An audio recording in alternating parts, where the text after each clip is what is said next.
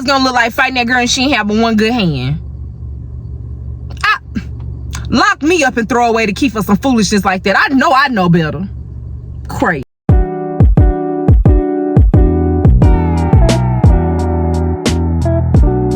I got my keys, I grabbed my phone, and I went and got in my car.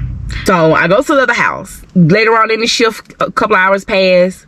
The assistant manager pulls up at the house with her son and her husband. They come in the house. I ain't say nothing to nobody. I'm just looking. Cute little boy. He was real cute. I didn't say one word.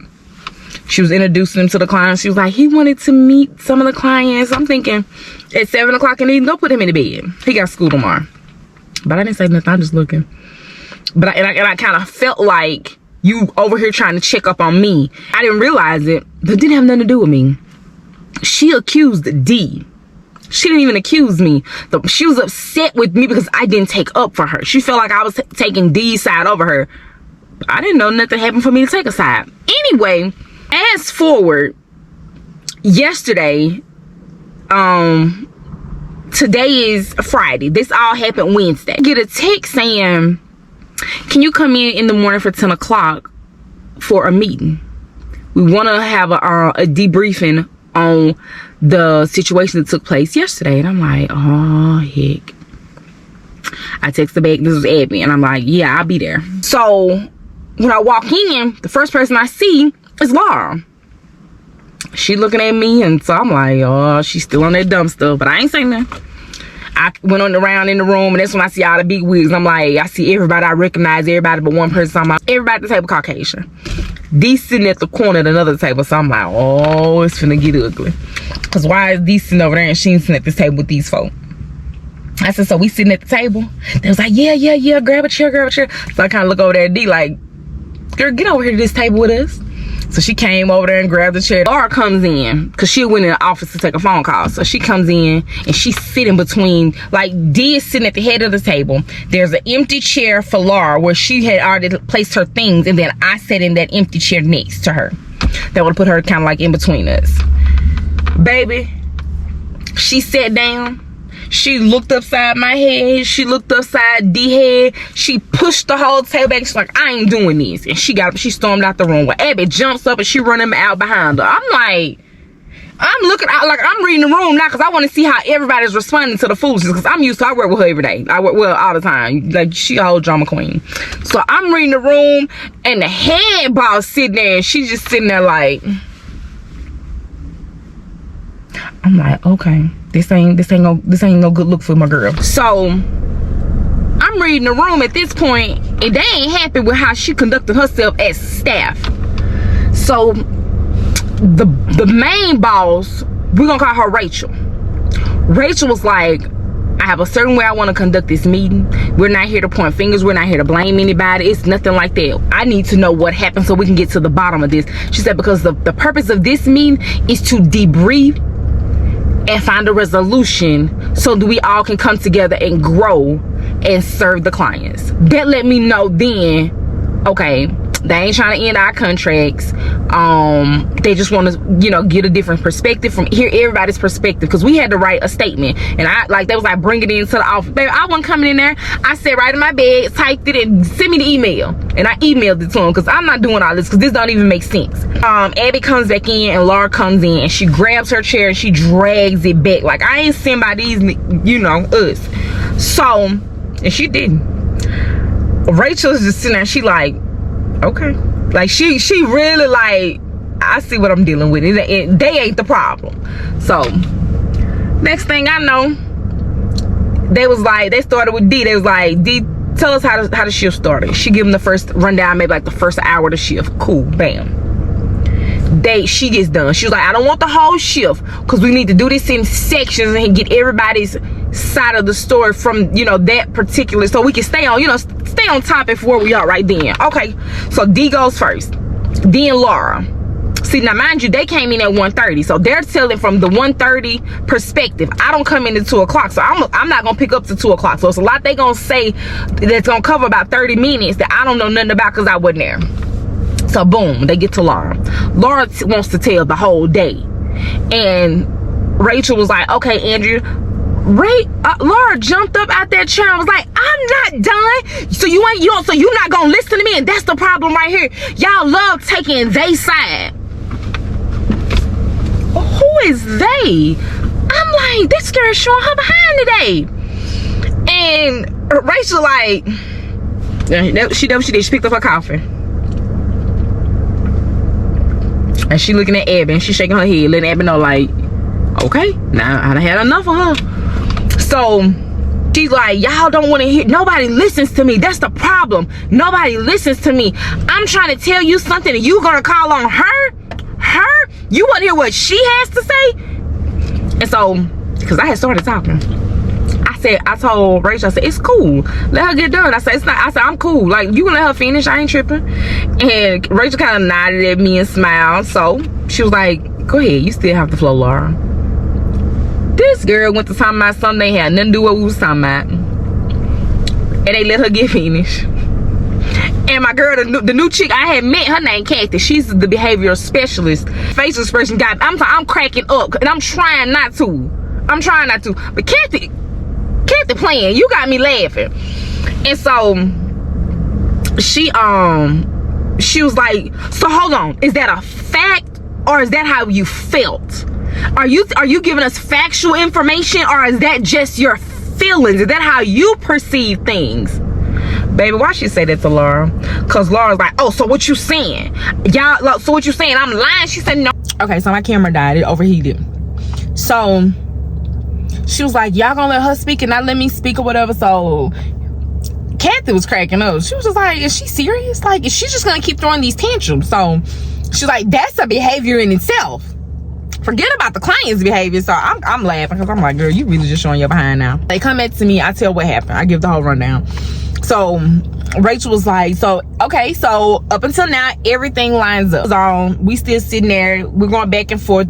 Nobody's over talking anybody except Laura. Baby, Laura's screaming at everybody and she ain't playing with them. She ready to give us all the business. So I'm chilling. I ain't saying nothing. D would kind of, be like, hold up, and I give her that look like, bring it down. We talked yesterday at lunch, like, girl, we're gonna get our money. We came out here to get this bag. Bring it down now. Let her make a fool out of her. She wanted them to call the police on D and have D arrested. D was like, this is the problem. I got a license to lose. This is my livelihood. This is how I come out here and take care of these clients. So I go home and take care of my family at the end of the day. Like, abuse is a real allegation. They were like, we're not here to accuse anybody. We're not blaming anybody. We only want to figure out how we can be better going forward. Was there anything that we could have done different? Whatever. Well, Rachel says, listen, I want you to know, she looked at Laura, but she was really talking to D. I'm not going after anybody's license. I'm not going to state against anybody. I don't believe that the client was harmed. So that's not anything you have to worry about me doing. She was talking to D, but she was looking at Laura like, so you can sit down and calm down. Laura said, well, if that's the way it's gonna be, if y'all not gonna, because then Laura gonna say, I'll testify in court that that's what happened. Rachel said, well, that's not necessary because it's the only table we gonna sit at. And I mean that. I stand on that. This is the only table that we're gonna sit at and have this conversation. We ain't having this conversation nowhere else. Laura said, well, if that's the case, I quit. Me being me, I said, hold on, it ain't even that serious. Girl, you got a son to... Baby, I'm an advocate for everybody. I don't care because, baby, we got bills to pay. We got families to feed. Stop with the foolishness. I said, hold on. I'm like, Abby, you need to go and talk to her and calm her down. I said, because it should nobody be losing their job behind this. It's not even that type of party. It tells me I went after her once and I won't go again. Rachel says, and I'm with you, because who finna keep running her down? Now, let me tell you, I don't beg nobody to come to work. You want your job, but you don't want your job. And I'm sitting there, and me being me, I'm pleading. I'm like, look, listen. She's still operating off of her emotions. I said, it takes some, they was like, hold on, we need all grown people at this table. I said, and it takes some people longer than others. Give her a minute. Like, just give her some grace. Let her have her minute. She threw her temper tantrum. Just give her a minute. This me, because everybody don't operate the same. We got to learn to give people some grace. That's why, like, that's what I done had time to, like, I didn't feel like that the other day. Today, look, We had our minute, and maybe she need a longer minute than us. Like, give her 2 or 3 more. So Rachel was like, no, I was kind of trying to give her an opportunity and to say, you know what, I was just upset because she kept saying stuff in the meeting like they made me feel like they didn't need me. They didn't include me. They talked about who was gonna do the showers and didn't ask me. Girl, who fighting over who doing the showers? Do all the showers. Let me sit down and chill if that's the case. And I'm just like, this ain't that serious. This is not that serious. And they was like, I agree, but for some people it is. They was like, she's passionate about the clients, but at the end of the day, she's probably dealing with some PTSD herself because she used to be a client. And I just kind of got quiet because I already knew that she used to be a client. And they was like, sometimes they were like, we really tried to help her heal, get her in a good place. Like, she was thriving, but at the end of the day, she still has some issues that she needs to work on within herself. And they were like, as of right now, she is not an employee. She is not an employee, and she can't be our focus. Now you two ladies stayed. You two ladies, you know, want to be here, and the people that care about the clients are at this table. Next thing I know, Abby gonna say, well, let's just put it all out on the table. She was so upset with me that I didn't have the police come and arrest you guys that day. I was going to jail because we did the shower she wanted to do. Because that's all it boiled down to. She just kept saying, but I normally give her shower. I give her a shower. I'm thinking, I ain't never seen you shower nobody, but I ain't say nothing because they ain't asked me that. Yeah, y'all about this video. So then when she leaves, Abby says, and I want to let you know, I wasn't going to say anything, but I have 11-minute recording of the 3 of you going back and forth. And she said that's what was disappointing for me, to hear what I heard. And man, I ain't gonna lie, when she said that, I almost dropped my head. But at the end of the day, I done said what I done said and I couldn't take it back. So I looked at her, because what you hear, I already knew what you heard. She said, when I went back home that evening, I listened to the recording. She said, first I listened to it and I was upset with everybody. She said, that's why when I came in here, I didn't want to hear what y'all had to say. It was, let me send y'all out this house to give me a minute to see what's really going on. She said, because when I went back, she said, but when I went back and I played the video, she said, what gave me a peace of mind is I heard Andrea go from 0 to 100, and she was not playing. As I was listening to the video, I'm like, at any point I felt like I was gonna hear my office being rearranged based off Andrea's tone and the things that she said. And then she said it was like immediately Andrea began to say, you know what, there's a time and a place for everything, and this is not it. The clients are right there in the other room. We need to calm down and wait and have this conversation when Abby gets here. She said how she was able to go from 0 to 100 to then she began to de-escalate the situation. I was embarrassed at that moment because I'm like, I knew she was, when I saw her sit that phone out, because I know she done recorded people before, so I knew she was recording us, but I just was, baby, I was finna get that girl. But then it was like I couldn't have, because she's a vulnerable adult at the end of the day. Like she like I'm not picking at all. She only has function in one of her arms. Her other arm is like this. I think she can move it a little, but for the most part, she can't shower them clients. She can't transfer a client. That's why I'm like, you arguing about a job that you can't even do. That's why you pass the pills, because that's this motion with the other, you know what I'm saying? And not being funny at all, because I don't pick on people. I taught special education. Like, I have a heart for those people, those vulnerable people. So that, like, no. That is why we was like, let's knock these shots. Baby, when I know I'm working with her, I go in there and do the manual part of the work. Like, I do the work. That way, because I already know you can't do it. Exclude you? No, because I'll be like, hey, can you grab some towels? Can you put me some soap on that towel? Or you wanna you know, I'll bathe him and do all the work, and I'm like, well, I'm gonna step out right quick and go do such and such. You want to rinse him? You know what? I always include her. I've never made her feel like she couldn't do the job, but I wasn't gonna make her like, come on in here and give him this, even though she's supposed to. And so Baby girl walked out. She was like, y'all choosing them N-words over me. And that's really how she felt. But they let it, but back to baby them that recording.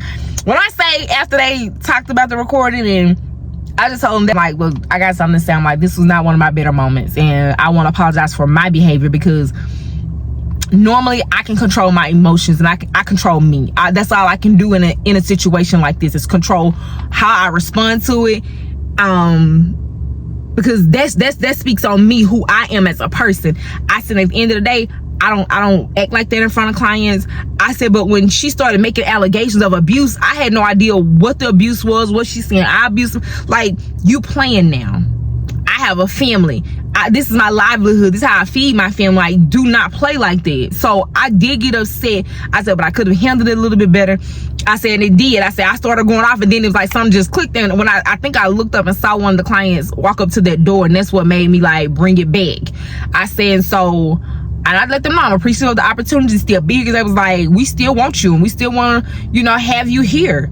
Like, because they could have sent us home and had, you know, our agency sent 2 people out here yesterday, because people on the waiting list waiting to come. But we have to be mindful of how we conduct ourselves on these contracts and how we deal with people. They staff can clearly act however they want to act. She stormed out that meeting like 3-4 times, and they were still willing to talk to her tail. If that had been one of us stormed out, baby, they'd been like, let her go catch a flight, drive them 20 hours back to the SIP. But I'm glad it didn't get any further, didn't escalate. You know, I'm blessed. I'm humbled. This situation humbled me, because girl, no one to shut your mouth. Like, this, like, forget her. At the end of the day, her feeding her son, that's her. She don't want to feed that little boy. I shut your mouth to me. Need to shut up. Let things play out how they're gonna play out, and have faith in the situation, because this just strengthened my faith right here, because my faith was shook through this. Because you can't tell me they would, like, I was at a table full of Caucasians. In my mind, they're siding with their person, their staff. They wasn't studying this. That's how I felt. That was my mind, and nobody could have told me anything different. But when I say God show up and you, it's like let him fight that battle, because that's all I kept hearing. Like, this ain't even for you to fight. That's why I was telling my girl D, like, calm down. We're gonna go to this meeting. We're gonna answer that question. We're gonna tell the truth.